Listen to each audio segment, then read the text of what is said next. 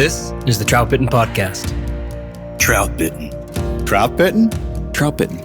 Troutbitten. Troutbitten? Yeah, Troutbitten. Troutbitten. It's about trout. Wild trout. This is Troutbitten.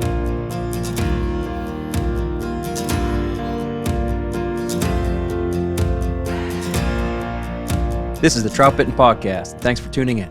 My name is Dominic Swentowski. I'm the owner of Troutbitten and the author of troutbitten.com. Welcome, Troutbitten friends, to Season 14. We hope you all had a fantastic holiday season with family and friends. And we want to sincerely thank everyone out there again for a really wonderful, busy, successful 2024 for Troutbitten.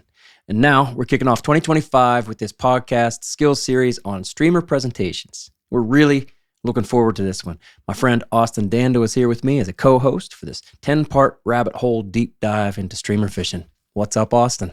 Hey, buddy. How's it going? Good. So you said you're painting a nursery. Yeah, How's that going? I'm halfway done. Life's about to change, huh? Yeah, so mid-May I have a daughter allegedly to be born, and Yeah. it's exciting.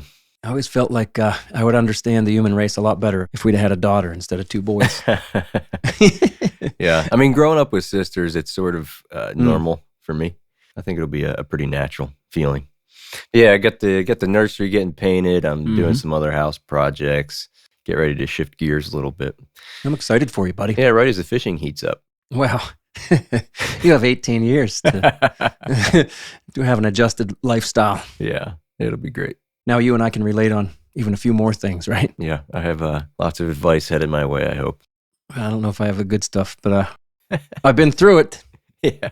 You'll do some daytime dad stuff too, won't you? Maybe. I mean, I work from home, so... Yeah. But that doesn't necessarily mean I'm available.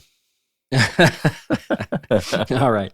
You excited about this season? I am excited. Just the idea that it's season 14.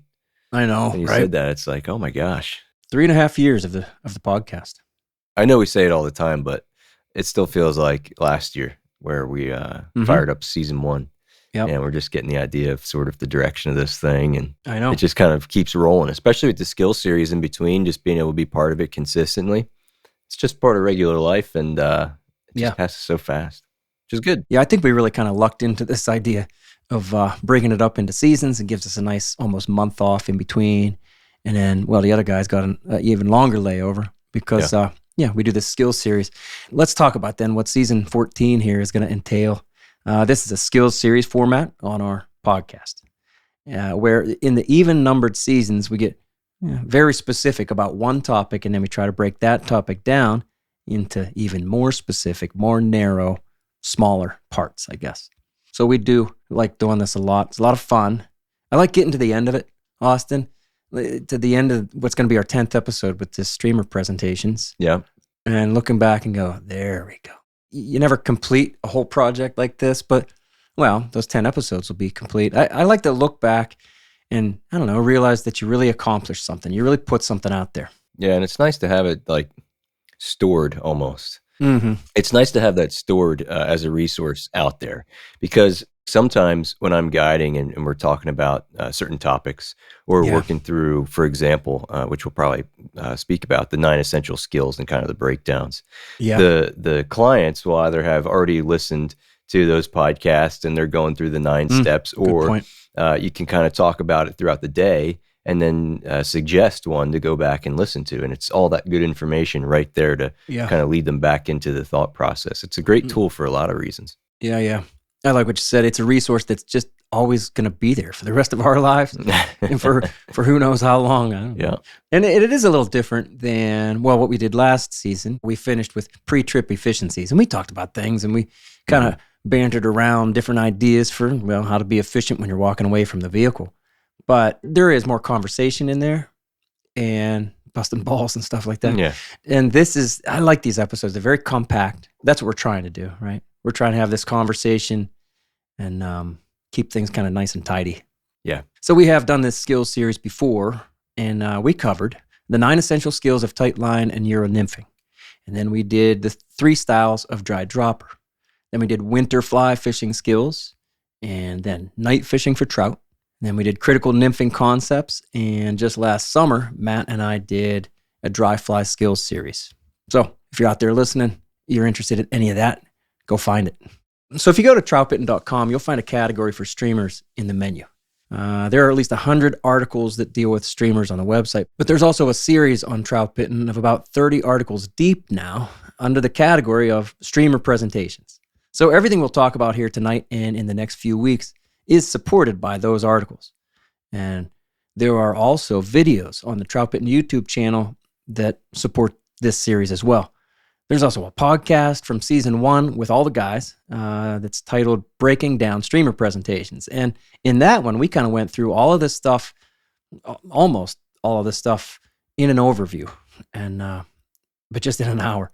And as we said back then, like 3 years ago now, we wanted to do a deeper dive, like a deeper series on all this. And now here we are. So I'll leave links in the show notes for all of that. And if you really want to dig in, if you like something you hear tonight and you want to explore it further, the Troutbitten website is your keystone. It's the heart of this whole project. Go there. Use the search page on the website. Find the streamer section in the menu, like I said, or you can email me if you can't find what you're looking for. With over 1,500 articles and podcasts and videos on Troutbitten now, I can usually point you to a pretty good resource. So Austin, we spend a lot of our time dead drifting things, right? Dry flies and nymphs. Yeah, we really do. And a lot of our fishing time we spend fishing food forms that are often fairly small, and we spend all day long meticulously and very intentionally trying not to move them. Or at least not to move them very much, and just sort of impart a natural drift. And that's sort of where the fun breaks over for this streamer game is it's a little bit backwards of everything that we do in that mindset. Because what we're trying to do is instead of making something dead drift or look motionless, we're really doing the opposite. We're trying to make that thing look alive. Instead of no motion, we give it a lot of motion. Well, sometimes, right? And this is one of the motivations to fish streamers. One, because it is effective, but two, it's really fun to do something different. And it can help change the rhythm up in the day and give you a new thing to think about and work towards and test a trout's behavior. Yeah, I like what you said. I do get kind of tired of dead drifting things. And you said it's meticulous. You have to be very on point, trying really not to move the fly too much. If you're nymphing, you're trying to simulate a dead drift. If it's up top, you're trying to feed slack to the dry fly. We spend a lot of time trying really not to influence the fly. And then all of a sudden you throw the streamer on and I'm trying to influence the fly. Like, I know how you fish streamers too. And neither one of us dead drift very much. We'll drift and swing and glide and slide. We'll kind of get to all of that. But when I go over to streamers, I'm trying to do something different, and it's fun. I've heard a lot of guys say that streamer fishing is salesmanship, and I like that. I like that concept. Like, we need to convince the fish that what we're offering is worthwhile. Like, come and get it. This is worth your effort. Come eat it. That sort of begs the question, right? How do we sell it the best? Right. And who are we selling it to? What are the big trout? Yeah, what Just are the the big animations? You sell it mostly to rainbows. I'm mostly You're mostly on the smaller fish. somebody's got to catch them. What are the things we can do to move the fly to make it look like a baitfish, a crayfish, sculpin, maybe another small trout or fall fish, chub, whatever it might be. Yeah. And I think this skill series is going to highlight a number of the ways to do that. And we'll talk about things like the jerk strip, head flip, jigging, speed leads, lane changes, crossover, swinging, drifting, gliding, all of that stuff, all those words. And all these episodes will be dedicated to each of those things. Yeah, that's the point. It's about what we can control on the streamer. Like, how are we going to move it or not move it? Within all those different presentations that you just mentioned, those different things we're going to try to cover here, what are the elements then that make up a head flip, for example? And like, how deep is a streamer during what we call a slow slide?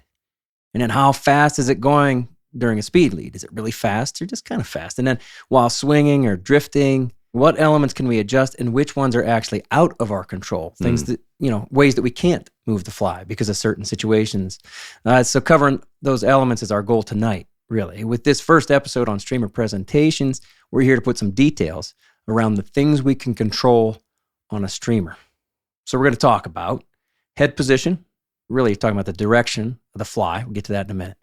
We're going to talk about speed, depth, and then here's one I'm not sure everybody thinks about, but are we holding one seam with the streamer, or are we deliberately crossing seams? Seams, lanes, lanes in a river is what I mean. And I guess we should point out, as we usually do, we're talking about river fishing. Still water stuff is very, very different.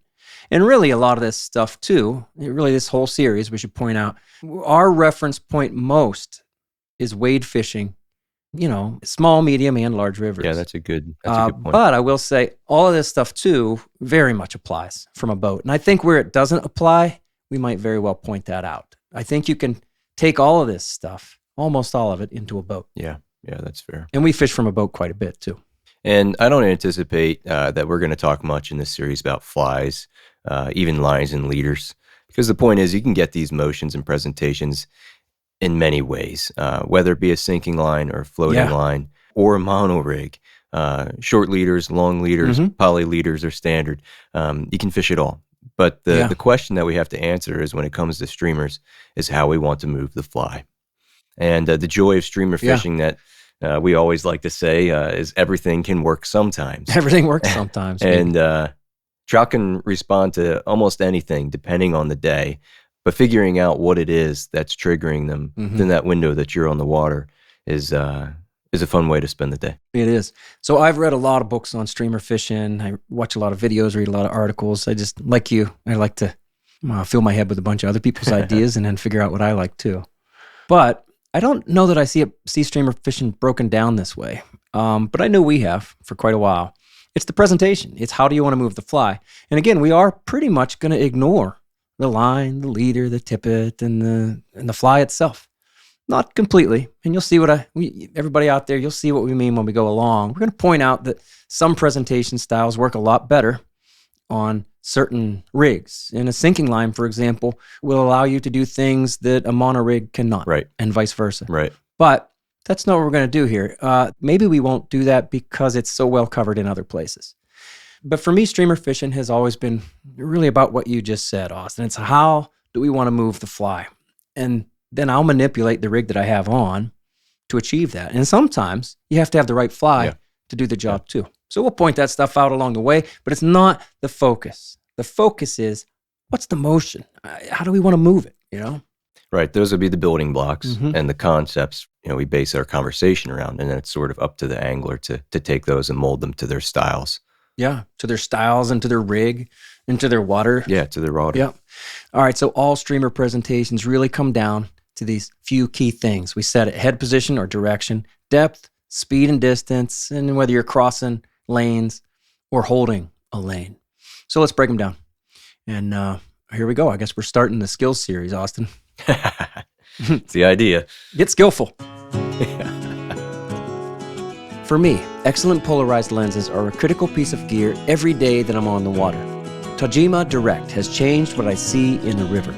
Tajima Direct offers top-tier lens replacement services with the best polarized lens technology on the market.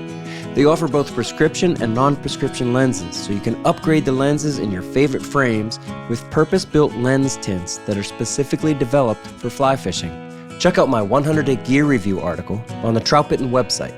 Tajima's patented technology cuts glare and enhances clarity like no other lens that I've worn. I especially love their low-light specific yellow-green 40 polarized lens, which is perfect for early mornings, late evenings, and the cloudy days that we all enjoy so much. Tajima Direct offers excellent service and the best lenses on the market, along with much better pricing than your local eye doctor can offer. Clear vision and more detail with less strain so you can see more fish. That's what Tajima Direct delivers. Visit tajima-direct.com. That's TAJIMA-direct.com. Upgrade your lenses and see what you've been missing. For over a decade, Smith Creek has designed and built outstanding gear for the serious angler. Smith Creek's Rod Rack is the perfect solution to store up to 7 pre-rigged fly rods safely inside your vehicle. Each kit comes with 2 heavy-duty suction cups and 3 mounting methods. If your vehicle has bolt holes in the rear headliner, Smith Creek now offers free M6 eye bolts with your proof of purchase. The Smith Creek rod rack has been my choice for rod storage for the last 5 years because I prefer to keep my rods in the vehicle, rigged up and ready to go, without the need for a rod vault on the top of the vehicle. All Smith Creek gear is backed by outstanding customer service, no matter where or when you bought it. To stay up to date on their latest specials, follow them on Instagram at Smith Creek NZ. Quality you can depend on from a brand you can trust. Smith Creek. All right, you want to start with Don't screw this up. You want to start with head position then? Yeah. So the head position really is the direction that the fly is going to move. Yep. And it's similar to where our feet are pointed is the direction that we're often going to go. The position of the head is what's going to control the direction of the fly, just like a baitfish or a trout would. Yeah. And trout notice the head of the streamer. And if the food is big enough, they like to eat it head first. Yeah. There's plenty of debate and conversation around, stunning versus eating head first, or, they may strike more than once, but they really do have a tendency to eat head first when possible. And the head position shows the trout where it's going next. It gives them the ability to anticipate and make a strategy and a game plan of how they're going to go and capture that food. Yeah. There's a lot of signals about what the baitfish is doing just by the way it's faced, whether it's into the current or whether it's crossing currents. And again, we're going to eventually do this with our streamer to simulate these things. Just like a trout, just like any fish, these baitfish can't swim backwards. All right, there's one exception, right? A crayfish actually literally does swim backwards. But for all of these other baitfish and for other small fish, let's be honest, every food form down there, besides a crayfish, goes forward, right? It has to follow its head. And I'm sure that trout recognize that. Like you say, it makes the baitfish predictable. And even if they aren't trying to eat it head first, even if the baitfish is small enough that a trout maybe doesn't even care about a 1.5-inch dace that it's going to whack, maybe it doesn't care about eating the head first, and just suck it in, it's still going to predict that black-nosed dace's position and its direction by looking at its head. So anyway, I think it's important for us to understand that this is an element that we can control. And maybe that's just obvious. The head of the streamer is at the front. That's where the hook eye is, and that's what we're attached to. So that hook eye, that head of the streamer is going to follow the tippet, which follows your leader, which follows your fly line, if you have that. And then that's attached to the rod tip. And then, of course, we are attached to the rod tip. So we can control everything. And depending on the rig, you can really control the head position of that fly either quickly. You can have a rig that is very responsive, like a mono rig. You can do a head flip very easily. Or you might be kind of committed to something like a sinking line where it's a lot harder to do the head flip. Yeah, right. To manipulate the position of that head. Yeah. The head position makes things predictable.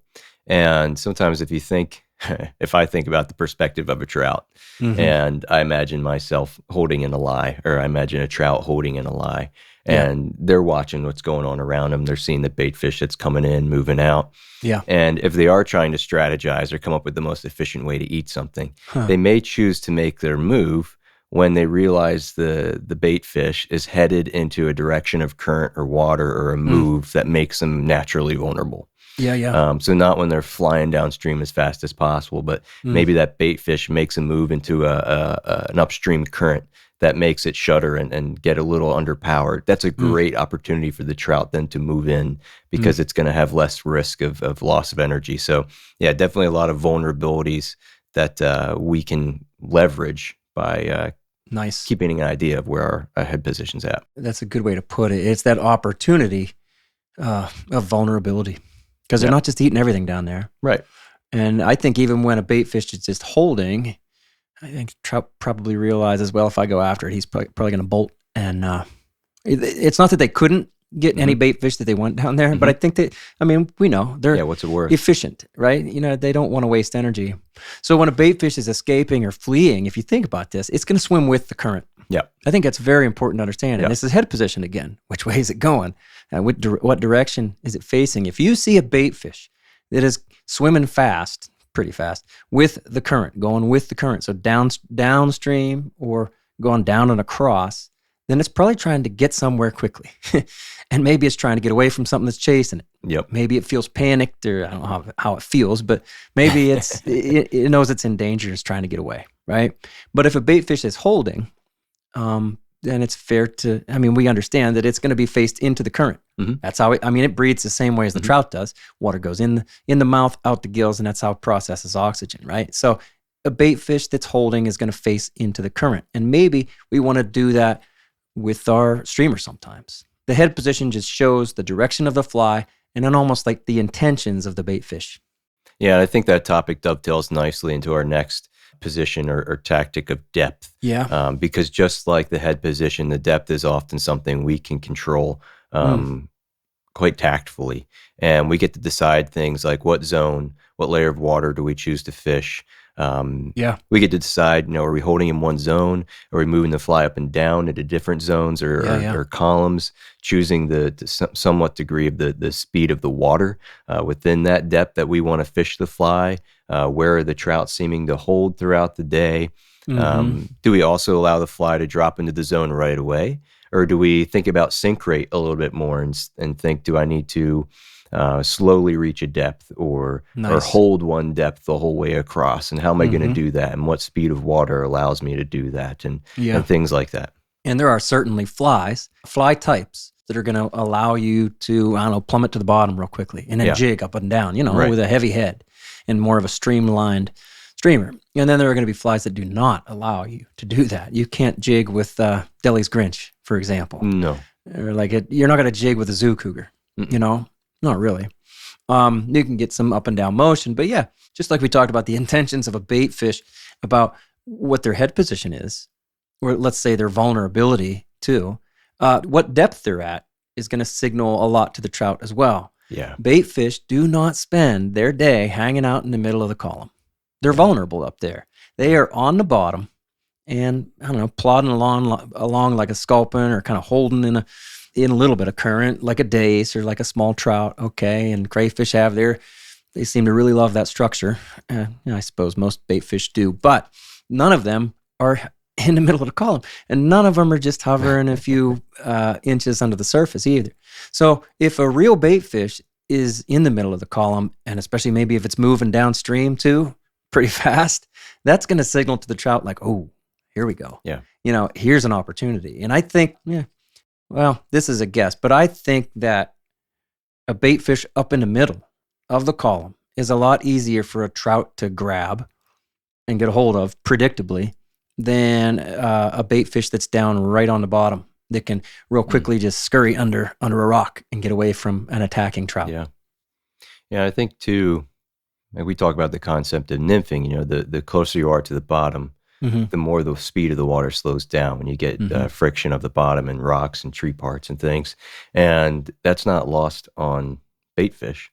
So for the exact reason you're saying is they're going to take advantage of those rocks, of that breakup in the flow, and enjoy something, especially for a fish that likely isn't the most powerful thing in the river. Right. So they're going to be looking for ways to survive, and to hold in the middle of the column, especially if there's any significant speed changes, wouldn't make a whole lot of sense for them. No. But one, for protection, and two, just for the sake of holding a lane. Yeah, right on. We're going to get into more depth, I'm sure, when we talk about these presentations. And again, the goal here is to talk about these different elements that are really going to make up all the presentations that we're going to talk about here in the next 9 episodes. But as we're talking about depth here, I'll point out, I do most of my streamer fishing in 1 to 2 to 3 feet of water. I don't really like to try to fish streamers in 6 feet of water. I don't think that they're actually feeding very much in 6 feet of water, and I don't have much confidence that they're going to come up 3 or 4 feet. If I'm fishing that streamer in the middle of the column, I don't have a whole lot of confidence that trout are really going to come up that often and whack something in the middle, which is now 4 feet up. That's asking a lot. What would you say your perfect streamer water is, depth-wise? Maybe 2.5 feet. Yeah. Because oftentimes I'm targeting banks, or at least that's where my drift starts or my presentation starts, wading upstream, throwing right at the bank. And I get the majority of my eats within 10 feet of the bank, or maybe within 3 feet of the bank, where that's sort of often, at least in our waters, as a gradual depth change. Yeah. And rarely are we throwing at a bank that drops into 6 feet. Right. But I'm sort of the same way, same thinking that you have there. I get lost in that depth, and I feel like it's a place where I can spend or waste a lot of time with limited success and actual control or awareness of where my fly's at. Once you reach a certain depth, it becomes really hard to feel like you're doing something productive. Sure. Good point.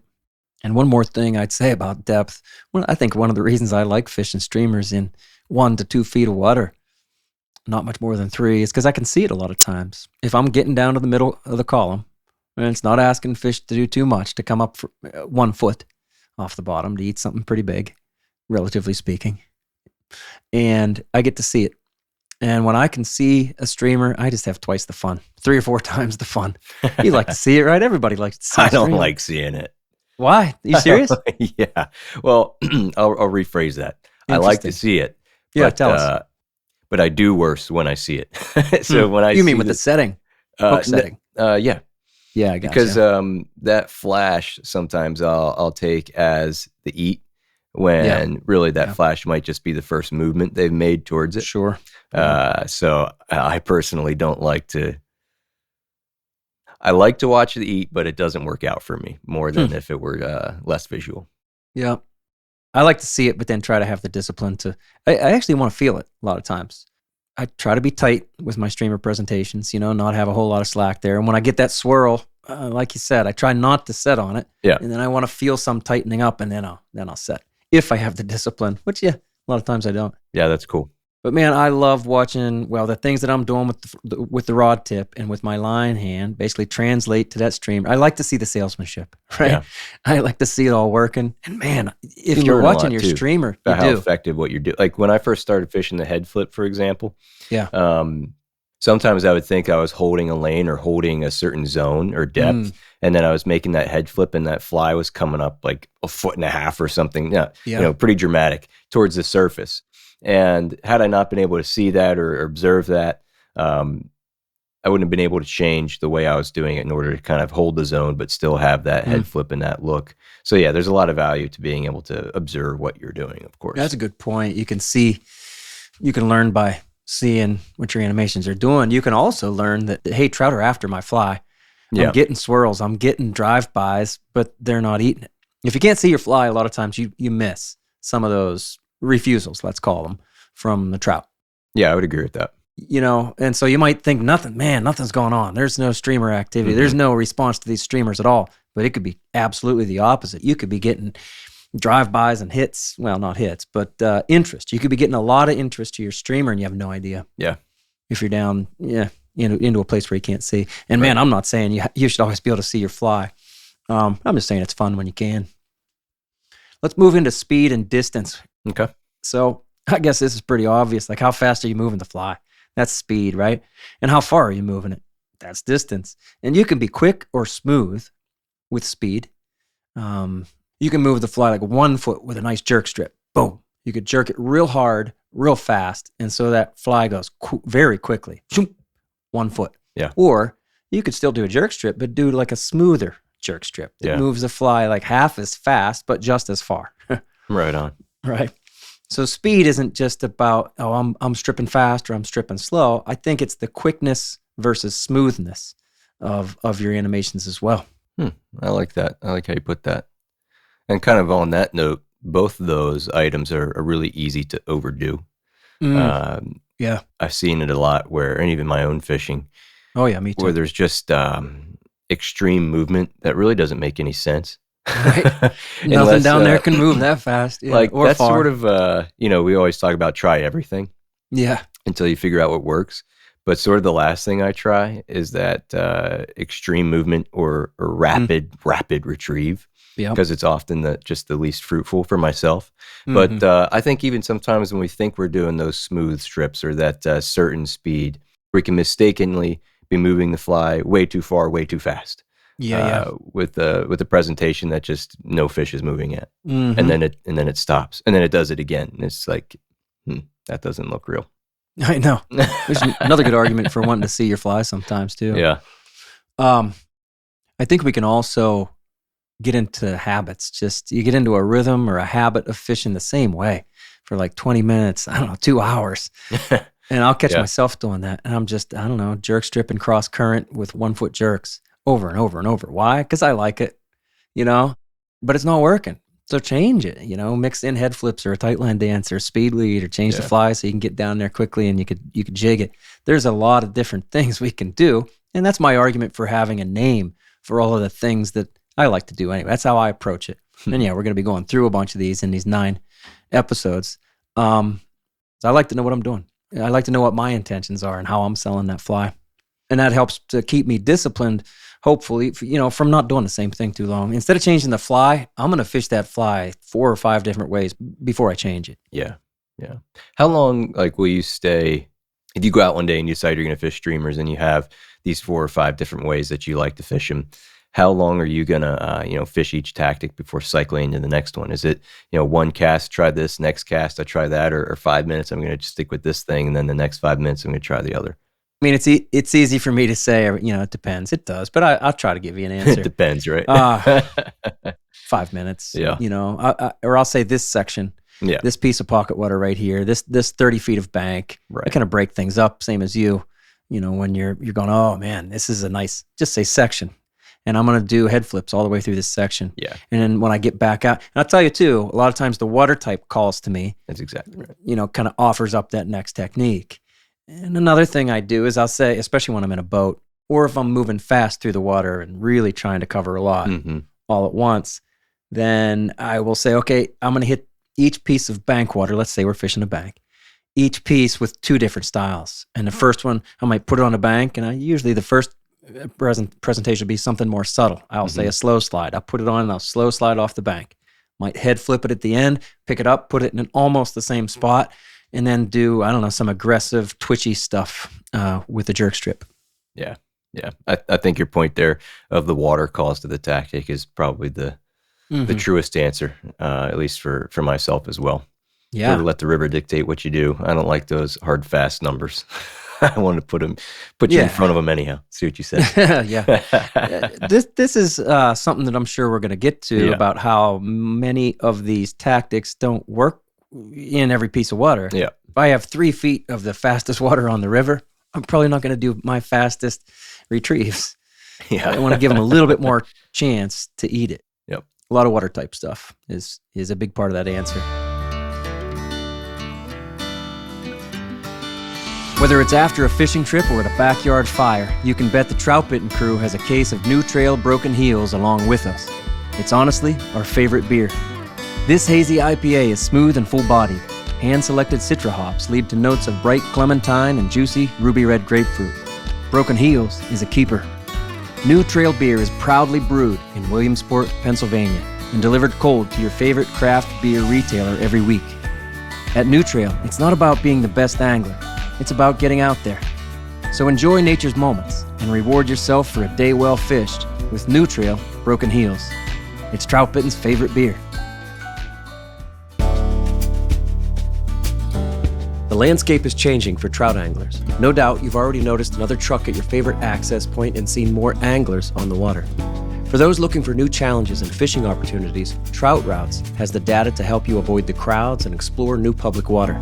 Trout Routes has mapped more than 50,000 trout streams across the country with curated, detailed maps of public land and access points. Trout Routes has developed integrated and interactive data, putting the tools in your hands to research new water and help you navigate in the wild to know exactly where you stand in the current.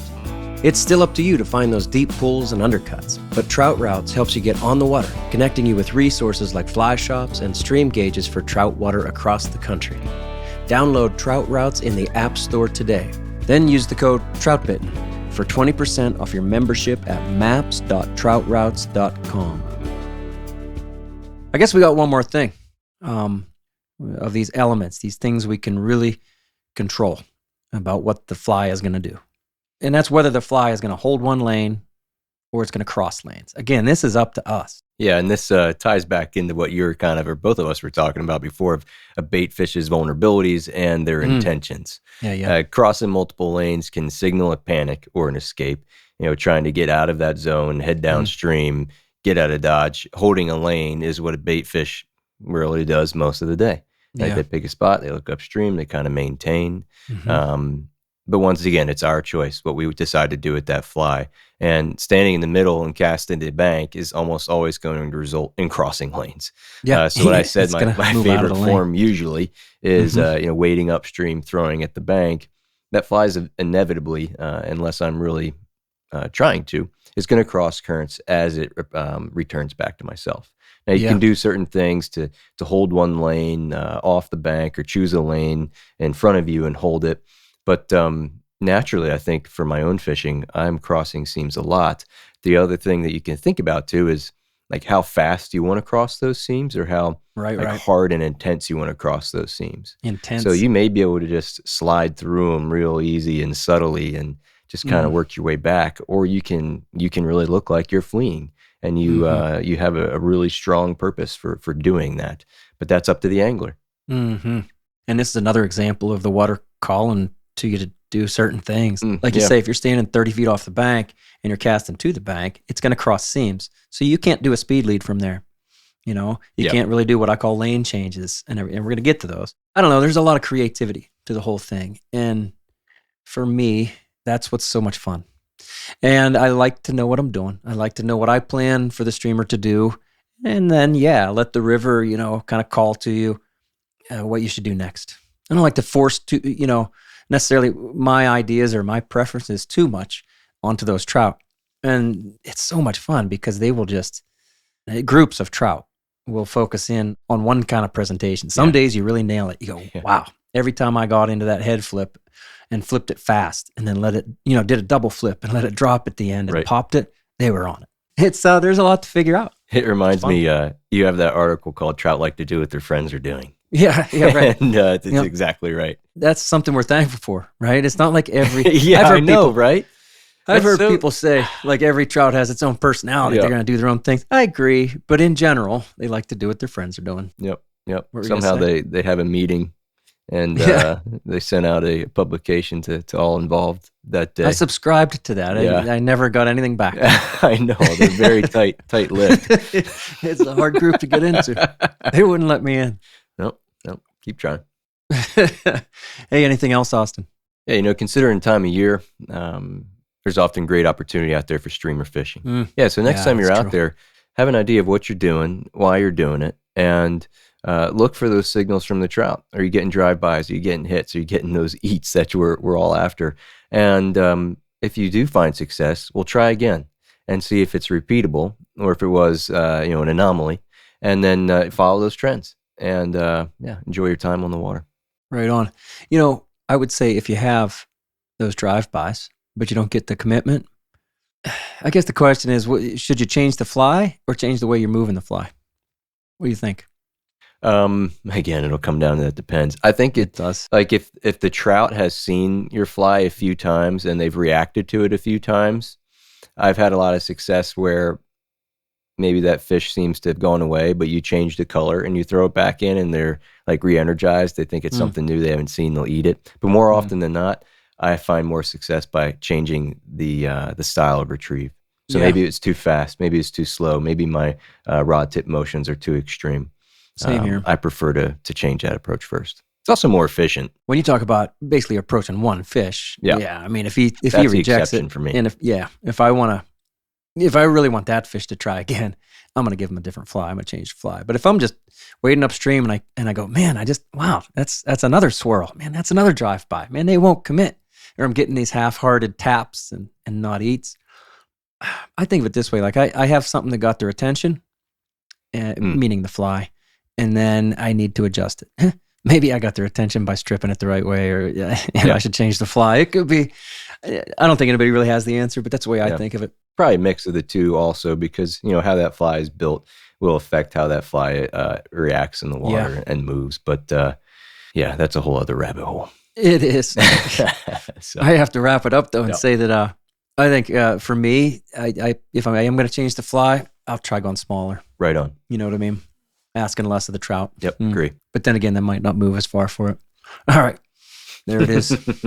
Everything works sometimes. Yeah, sometimes. So all these elements are in our control. Head position and the direction of the fly, the depth, the speed and the distance that you're moving the fly. And then are we holding lanes or crossing lanes? And pretty much everything about how that streamer moves, like, we get to decide. Some rigs are certainly going to give us a lot more control over certain parts of this formula, because it's hard to really jig with a sinking line.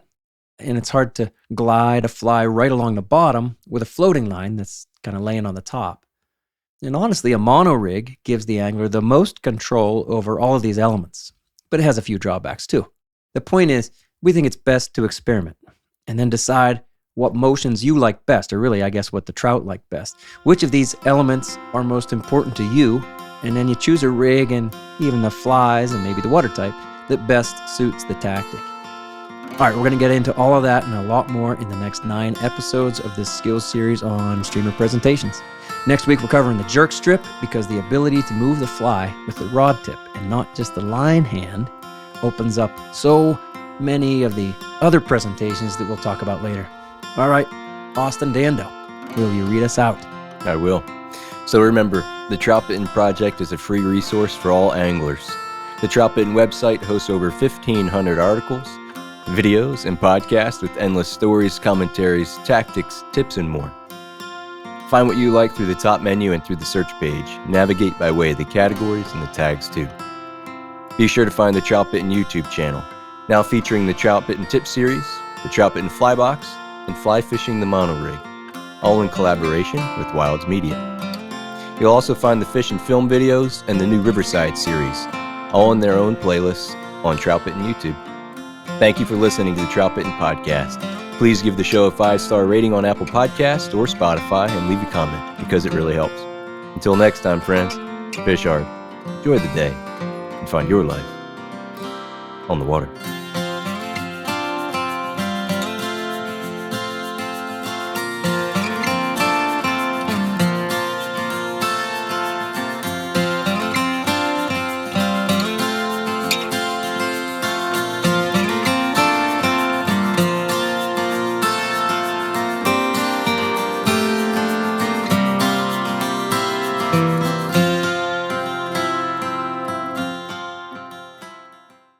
You're mostly on the smaller fish. Somebody's got to catch them.